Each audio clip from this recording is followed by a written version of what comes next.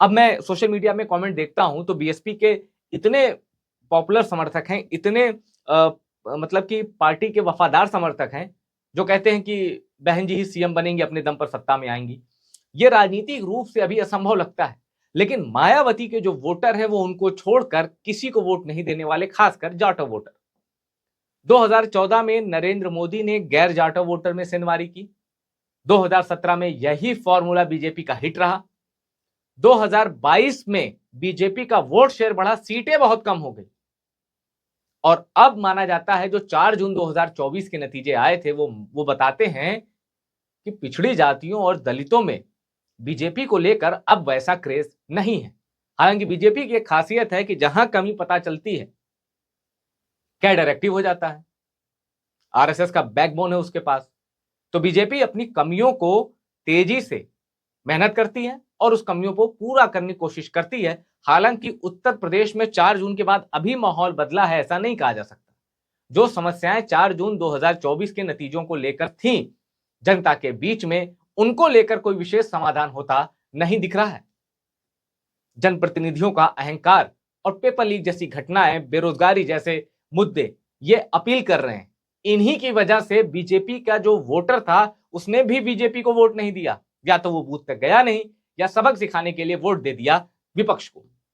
यह हुआ है 2024 के लोकसभा चुनाव में।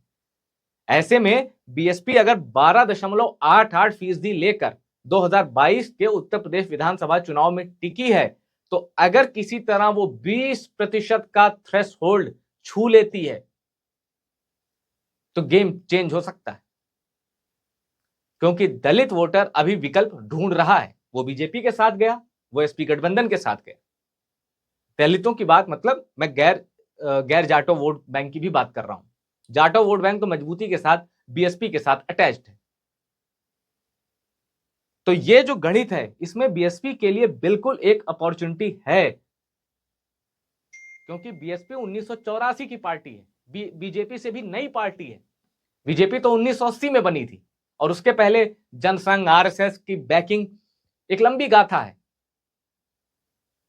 लेकिन लेकिन बीएसपी 1984 में काशीराम ने बीएसपी की स्थापना की थी और स्थापना के 11 सालों में 11-12 सालों के अंदर उत्तर प्रदेश को मायावती के रूप में मुख्यमंत्री मिल गए थे। बीएसपी का एक नेता, बीएसपी की एक नेत्री मुख्यमंत्री बनी और देश की पहली महिला दलित मुख्यमंत्री बनी।